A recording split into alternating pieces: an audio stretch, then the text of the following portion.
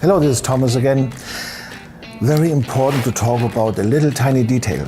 Most car companies do not have it. Volkswagen has it. Volkswagen, Audi, Porsche, for sure. The reason is to have a first aid kit in your car, how important it is.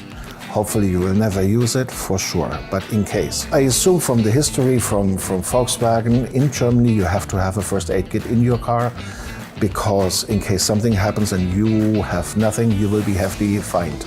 So therefore Volkswagen puts first aid kits in their cars. It's easy to mount on. Here it sticks on the side, so it will never fly around, so it's easy to store. Again, if in case something happens, so you have something what really helps in the first 5-10 minutes till your 911 is coming and helping. For example, we have here a survival blanket, keeps you warm and dry. We have here to sterilize wounds, special bandages.